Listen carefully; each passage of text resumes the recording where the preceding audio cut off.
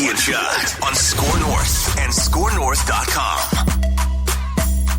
In a game like today, being down by a run, still in the ball game, but being down by a run, I thought that's a good time to get him in there and actually get him back on the horse and let him go out there and do his job. He's a guy that I have a lot of faith in. He's throwing the ball, like I said, in a lot of big spots for us. And, this was a time to work through some things, I think, for him and still give him a chance to go out there and get 3 outs in a spot that still really mattered, but maybe not the same kinds of spots that he's normally pitched in. Obviously, it didn't go the way that we wanted to. Oh, I just got triggered. Okay. Last night we were texting each other, and Declan was the most apoplectic. Judd, you were covering the game and down there, and I kind of told you guys, they weren't going to win this game anyways. Like they were heavy underdogs. What are people so worked up about? And hearing Rocco there say that a 1-run game, trailing by 1 in the 7th, in which Fangraphs gives the Twins still a 30% chance to win that game. So it's not like they're down 10-1. A 1-run game in the 7th inning is, quote, a time to work on some things, end quote, for the reliever getting hammered the most in the Twins bullpen. Where does that rank on the things that annoyed you about last night's loss, the 110th loss in 148 games against the Yankees over the past 20 years? So I irrationally became livid last week at this team. And I was thinking to myself as they beat Toronto 2-3, Judd, why are you so upset? Like, what's wrong? What's wrong with you? Why can't you channel your anger in a more constructive way than to lash out at a team that I called arrogant? But you know what? That very move encapsulates my problem with the entire thought process of the Twins, and where I find their execution of their thought process actually to be inexcusable at times and arrogant. This Tyler Duffey move. And by the way, he came in and spoke, and that's a good thing. Like Tyler Duffey, this is not lashing out at him. This is lashing out, and to use your word, Phil, what you just said, being triggered. And now that made me understand why I was so mad last week. Because you were down by 1 run in a game that, by the way, you started Cole Sands. Another nice young man came in, answered all the questions. He did a post game. He did a post game, and he was sitting right there. And it took some time, and they apologized, and he's like, "Don't take your time; it's fine." Like another nice, young, polite man. Yeah, he would like to extend his stay in the major league clubhouse as long as possible. And you guys come back in a week. But anyway, so you're playing the Yankees, who you can't beat. I don't think that is hyperbole. You can't beat them in the regular season and playoffs. You're a first place ball club, and you start Cole Sands, and in the bottom of the 6th, you're down by 1 run, which is a miracle from God. Jamison Taillon started, who is very good, for the Yankees. They are then going to start 2 more good pitchers, including Garrett Cole on Thursday, and you are starting essentially 3 consecutive slappies. Archer used to be good, but he's really not now. So in this game, you're down by 1 run at home. You've got 27,000 plus fans there, and you've got a chance, right? Like, you've got a chance. Like, you can say, the percentages are this or that, but you're down by a run. And by the way, your offense is not terrible. So you've got a fighting opportunity. And your thought process is, and by the way, I will continue to say what I said last week, which is I don't buy this as all Rocco. I think this is a organizational philosophy. Because I think to put it on him is to say he is running the show, and I'm not going to give him that much credit. Yeah, and just to interject here, if he believes he is saying to you, we punted that game last night because he literally said we put Tyler Duffey out there to work on some things because we don't view trailing by 1 in the 7th as a high-leverage, important spot to use literally any other reliever that would have been ranked above Duffey in that pecking order. Correct. And so if that's a very bold stance, and we'll get into more of this because I've got some takes on this too, that if the front office disagreed with, they would immediately come down after that press conference and say, whoa, dude. We can't just be using guy who needs to get right and figure some things out against that lineup in a one-run game in the 7th. Clearly, the entire organization is aligned that you can punt a one-run game in the 7th inning against that team that is possibly going to have even bigger leads on you today and tomorrow. It's baseball. Things happen. They took 2 out of 3 from Toronto with a spring training lineup. But to your point, the organization aligns on that being a situation last night where, just whatever, just throw a guy out there to work on some things against that lineup. And they treat that in bringing in a guy who's been terrible. And by the way, not just for one game. He's had a bad year, terrible year. He was pretty bad last year, too. His stuff statistically in every advanced metric is off. So, he's off. And it's not like this just fixable thing. You bring him in to face the Yankees 8 and 9. Okay, I don't love that, but I get it. But then 1's coming up. It's not 7, 8, and 9. Okay, hopefully we can get through that. You bring him in to face 8 and 9. He gets through that, 2 outs. And then he starts at the top of the order and, not surprisingly, gets hammered, game done. And here's what I hate, and here's why I was mad last week, and it's crystallized now. I would like to thank Baldelli. I would like to thank the Twins for crystallizing it for me. Where I despise their actions is this. Before 27,000 fans, and playing, and before your players, who, by the way, clearly have the yips and have for years against this team, and you're a first-place ball club, you treated this game like you were playing the Royals, or the Tigers, or the A's, or the Rangers. And you are selling me the company line of, and this is what the Twins are saying, everything is always the same. We don't waver. Mm-hmm. And now if you say, well, Judd, hold on a second. That's a bold, bold statement. Back it up, Judd. Zolgad, back it up. I will. Playoff game. Houston Astros. Your plan ordinarily is to get guys to a certain pitch count or a certain time, third time through and say, okay, that's done. But Kenta Maeda and Jose Barrios in 2 home games in the playoffs pitched marvelously. And they were pulled out because that's the way you always do it. Randy Dobnak started in Game 2 at Yankee Stadium, an Uber driver, because you thought Jake Odorizzi should start Game 3. And we are all like, are you sure about? Oh, yeah, we're sure about that.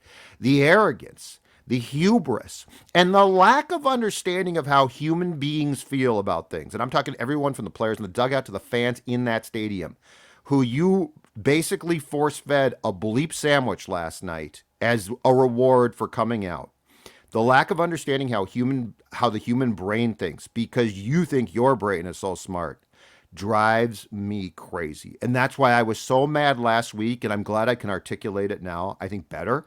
Really upsets me. Yeah, and why, I'm not totally out on this team for this season. There's a good chance they get swept. It's not going to completely deter their chances to win a bad division. I still think if they add a couple pieces, if they were to make a bold trade for a Frankie Montas and a reliever, there's still a lot of things to be done because of the way they've started the season so hot.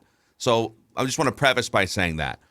But to your point about not understanding the human dynamic, or at least not valuing it in your decision making. Yeah. So you go into last night and you say, God, Tyler Duffey's really struggling. It'd be nice to find him a spot at some point to get right, because we don't just want to DFA him. In 2019, 2020, and he's not 40, he's 31. He's still technically in his prime. And so, even if he can be 75 or 80% of what he was in 2019-20, he can be a really valuable piece. So let's find a chance to get him right. And this organization, from the front office down to Rocco, thought that the moment to get him right was against DJ LeMahieu and Aaron Judge leading into Anthony Rizzo. Because like you said, it wasn't just the 8-9 hitters. There's a good chance the way Tyler Duffey's going, one of those 8-9 hitters is going to get on base. And even if they don't, you still have to get someone out in this murderer's row of the first 4 hitters in their lineup. I don't know. Maybe just keep Duffey on the shelf until there's a blowout game, or until after the Yankee series is over, or until he's not facing DJ LeMahieu, Aaron Judge, and Anthony Rizzo. On what planet is that part of that lineup the spot where you get someone confident again that's been reeling all season? It doesn't make any sense. And the other thing that really just, it's so triggering to me, because I think for a long time I thought this front office and this manager are smarter than what happened last night. One of the things I used to complain about all the time under Ron Gardenhire, when I covered the team as a beat writer, and then when I was just, more just peripherally watching as a joker with a microphone, is how often Ron Gardenhire would withhold his best relievers from close games, like tied games or games in which they were losing by a run because, well, we only use our closer in save situations, or we only use our eighth inning guy in the eighth inning, as opposed to, okay, there's a fire that needs to be put out in the sixth or the seventh, and if you want to win this game in a half hour from now, you need to put the fire out right now. Because sometimes it's not about protecting a lead. Sometimes it's about staying behind by only one run so you can use the next 3 innings with your pretty good lineup to score some runs and win the game, right? Mm-hmm. And so I feel triggered because for several years I thought this front office and this manager were smarter than that they wouldn't fall into the old classic managerial trap of refusing to use your best pitchers and withholding your best pitchers on the theory that you might need them for a different situation tomorrow night. A situation that isn't guaranteed, by the way. What was guaranteed last night? You still had a pretty damn good chance to win in the 7th inning of a game that you had no business being in based on the starting pitching matchup, right? But oh my God, wow. We're only down by 1 run in the 7th inning? I'm not even asking for Duran to be the first guy out of the gate there, which, by the way, I think you could make a case for. If he was available last night, and can we confirm, was he available or did they not say? Because he got pulled out of the game after getting hit by that on Sunday. I don't know for sure. I did not hear if he was available, I could sit here and make a really good case that you could bring him in for an inning or two to keep that a 1-run game and give your offense a chance to come back with 9 outs and tie the game. Mm-hmm. But even if you say that's a bridge too far, we're not going to bring him into that game unless it's tied or unless we're leading. There are 7 other guys in that bullpen that you would bring in before Tyler Duffey in that spot. So I think they had 10 available relievers last night. They used 2 of them, Minaya and Cano, after they pulled Sands out of the game, right? And so I believe they had 8 guys remaining in that bullpen. Griffin Jacks was available. Like, there's all kinds of guys available. Yeah. And this was Rocco's quote about, so Declan played the first part of the clip. This is the second part of the quote. And basically, to sum up the explanation, it's we save our best relievers for games where we are winning. Quote, we play a lot of close ball games. It feels like we're in close ball games most of the games in these spots. If we treat games where we're down as if we're up, then when we're up, we're not going to have the pitchers that we really want to set up to throw in those games to protect leads. Right. It doesn't always feel satisfying at times, and that's fine. But we have guys like Duran and Pagan who throw late in a lot of games, and Joe Smith. Those guys have pitched mainly in games where we're winning, and we want them to be available and ready to finish ball games when the time comes. So the Twins, what he's saying is, we punted that game last night in the 7th inning to get Tyler Duffey to try to feel better about himself and to maybe figure some things out against one of the best lineups in baseball on the assumption that they might have a lead today. Fire everybody. Like, are you serious? But that's what I'm saying is that my angst came from I've now pinpointed from the fact that they treat every game like they are playing the Tigers. Like, there's no advancement in philosophy. They do not understand. They literally do not clearly understand situational life. Everything to them, it is. I mean, this is incredible to say, but now I know why I'm so mad. This is baseball Groundhog Day. Every day is the same. You brought up the playoffs. It is I can't remember if it was the Maeda 5-inning game or the Barrios 5-inning game against the Astros. In both cases, those guys were lights out. And yes, the offense didn't score runs. That was the biggest reason why they lost that series. But they think, let's pull a lights out veteran starting pitcher who's rolling after 5 innings because, third time through the order, we're a little bit nervous about what could theoretically happen.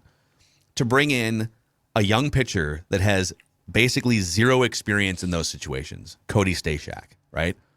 That was predictably what happened. That was the Yankees game, right? And then it happened again, I think, against the Astros. I think it might have happened in back-to-back years. Very well might have. I might be getting my... But yes. So are they thinking about, okay, this dude's pulse is going to be fluttering out of his neck because this is not a situation he's comfortable in? No, they're not. They don't think about that. So Tyler Duffey last night, I get that he's a veteran pitcher and he's been reliable in the past. He is throwing batting practice this season so far. Yeah. And for them to think this is a really good chance to get him right. against guys that hit the ball 500 feet. Like this is a ridiculous lineup that is not meant for him to get right confidence-wise. And old school baseball-wise, and I know that there's, the old school stuff about, but old school, and by that I mean 2000, Tyler Duffey right now would be working in the bullpen to try and get back on the mound. Like you'd be bringing him in and doing side sessions to try and identify things. And in Rocco's mind, and in the Twins' mind, to be fair, in the Twins' mind, they are saying we're going to get him right in a game against a team that a third of the way through the season has the best record since the 2001 Mariners. There's just so many things about that lack of understanding, potential stupidity, in my opinion. But if it's not, it's arrogance. It's hubris. It's literally saying how we decide to do things. I mean, the quote that Declan played from Rocco, and Phil, the quote that you just read, which clearly articulates the thought process. Yeah. Like there's no mistaking it. I think the other thing I wonder off this too is, okay, so that's they are very clear about we don't use our best, and I'm sure they've broken this at some times, but we don't plan to use our best relievers in one-run games in which we're trailing late. And yeah, like you're still probably going to lose most of those games, but according to Fangraphs, you had a 30% chance still to win that game last night. They're punting on those games for theoretical games tomorrow or the next day where you will be leading against a Yankees team that might just bludgeon you the next 2 days. Like this might have been the only game that you can win in the series, and you're assuming that you're going to have a lead at some point today or tomorrow, right? Absolutely. How many other games are they waving a white flag on throughout the course of a season where they could be bringing in better relief pitchers to keep the deficit at 1 or 2 runs in the 6th or 7th inning for theoretical situations tomorrow or the next day that might not exist? How do you not, and just quickly, how do you not look at your next 2 days of starting pitchers? Like if you have Joe Ryan going today, I still don't like what they did last night, but I'm like, okay, you think you're going to have a much, you started Cole Sands. You now think you're going to have a better chance. But you are going with Archer, who will probably go 2 1/3 tonight, and then Dylan Bundy, who's been getting hammered.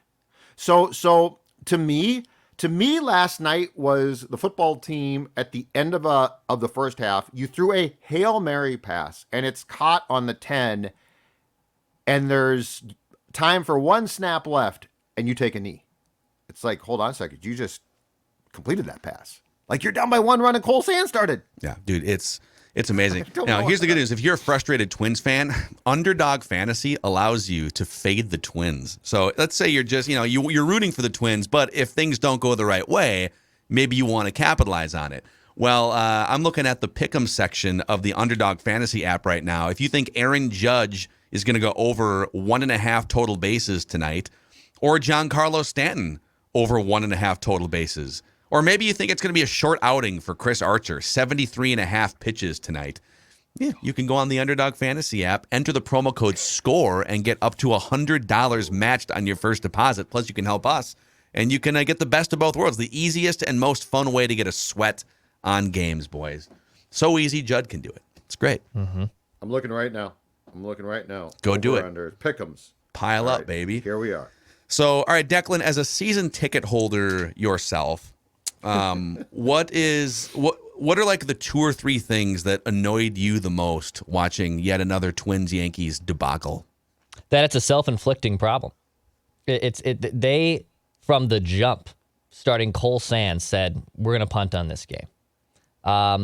The Yankees gift them 4 to 5. I mean, the Yankees were a disaster in the field yesterday. They were making errors. They threw balls away. They booted a bunch of balls. They had chances to come back, and the Twins, to their credit, through the first, second, through 6th, 7th inning, made a comeback and had it in a 1-run game, and then decided to throw out Tyler Duffey. And then Rocco Baldelli comes out and throws a temper tantrum that probably is more, capsulating on the game and the whole situation. Not necessarily that Kepler wasn't called for a foul call, which didn't hit his bat, but still, just like he came out there to throw a temper tantrum that wasn't warranted necessarily.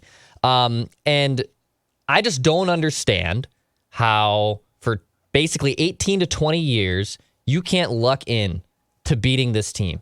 Like the Yankees have lost to the Orioles this season. They've lost stretches of 3 out of 4. Somewhere on their schedule, they've had a couple stretches where they've lost 3 out of 4 games.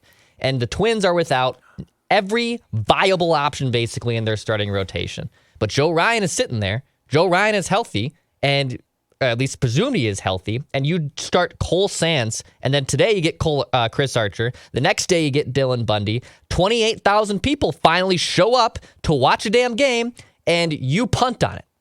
That is the message you are sending. The Twins are near the bottom in attendance this year. You have a premium team that's finally coming to your yard. And I know a lot of those fans are obviously closet and sometimes bandwagon Yankee fans.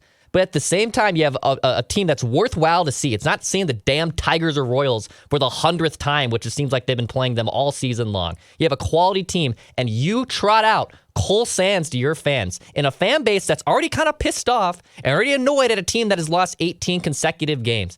I love this team. I bought season tickets for the first time in my life. It's a childhood goal that I've had, was to own season tickets to the Minnesota Twins. And for the last 20 years of my life, I have seen nothing but bleeping down your leg and also inflicting that you're just going to lose this game. We're just going to punt. We're not going to do anything to try to fix it. We're not going to try to do anything to try to win the game. We're just going to bleep down ourselves. And the defense sometimes of this team from the people that cover it boggle my mind. It's yes, they're in first place right now, but they had a chance to show us something against a good team, and you just punted. You punted on the whole damn game. So on the Cole Sands front, are people saying, and this is, I think my biggest question is, so Joe Ryan has been presumably, like, he's been out and about. He's not just been he's been on the COVID list for 2 weeks, but he's been fine for the last several days. And now they're going to send him out sometime this week to St. Paul to pitch a rehab start. Why wasn't Joe Ryan? Is that what was the alternative to Sands tonight? I guess is it Joe Ryan could have started. They could have moved Archer or something. Was there a viable alternative, or are they just sort of screwed because of injuries and COVID stuff? I think they're sort of screwed, but the point was to our grand point is when you start Cole Sands and you have the gift of being down by 1 run. And by the way, the Twins did at the plate a very nice job. I mean, Taillon's been great, and the Twins hit him like they were doing a good job. They chased him after 4. So to me, yes, there were circumstances that really did probably suck, and some of them were the Twins' fault, and some of them weren't. But the explanation of what we just talked about, to like, well, I mean, they're down by a run, and that's not that big of a deal. That's literally a blanket statement on how you feel about every single game, having no understanding of the fact that now, bad luck or not, you're going to start 2 back-to-back pitchers who you don't trust. And I would think that the reality for a start by Joe Ryan would be that he'd probably start tonight, or could have started tonight or tomorrow, or a Rays game.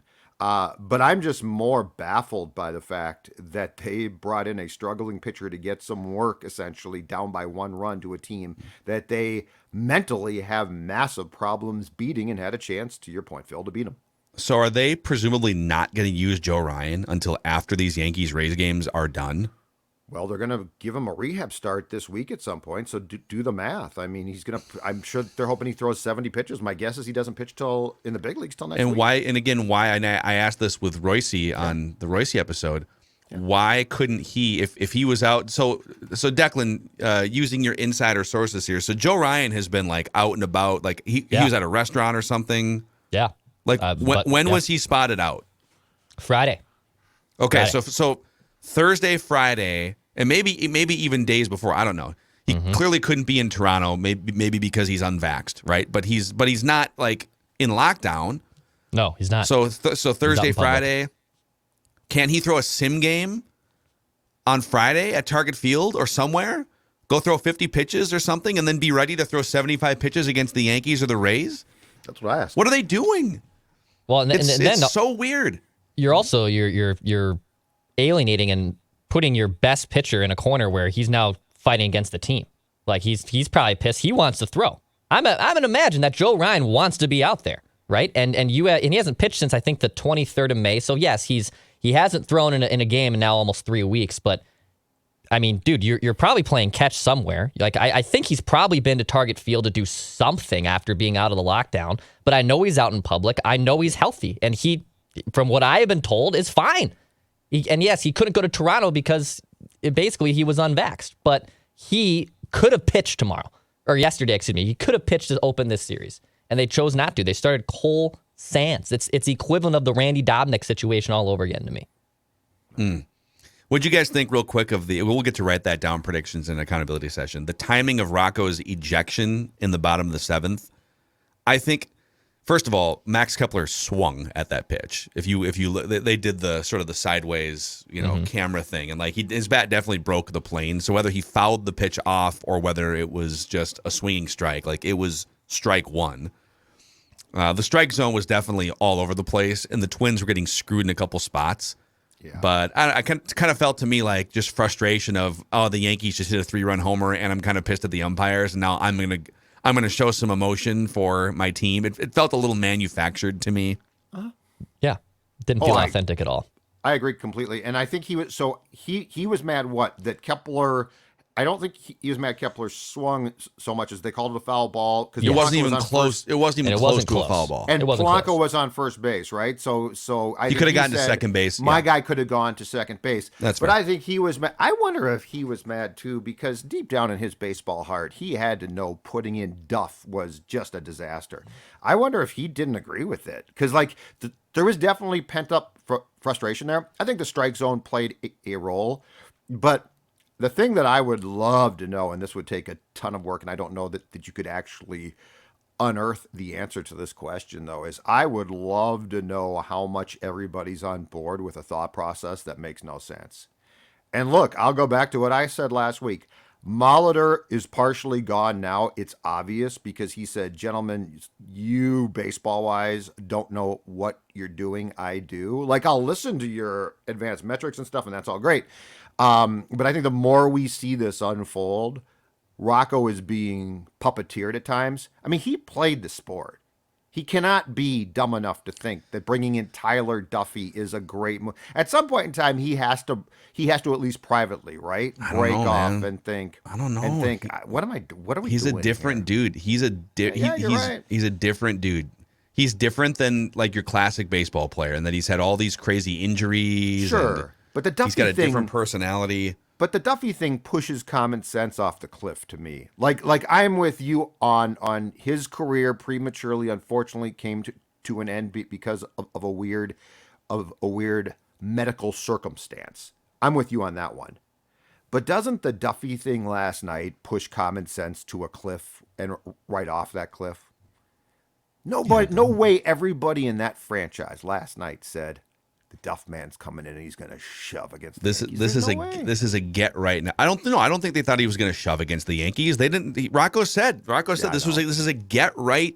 I know. Situation. I just like to know. I would just like to know who agreed and who didn't agree. So anytime you're losing basically in a game by one run in the 7th or 8th inning, then you're just like you're punting or crossing your fingers that crappy pitchers. And then by the way, if you're starting pitchers, if you're not going to allow or not going to have starting pitchers that can go beyond 5 innings, then you need to have better relievers coming in. So every single night you're relying on 5 guys to get the remaining outs for some of these pitchers that can't pitch beyond 4 2/3 innings, right?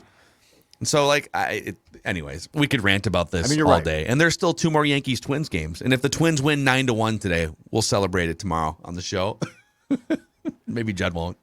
The next two the starting pitchers for the next 2 games frighten me probably more than last night's did.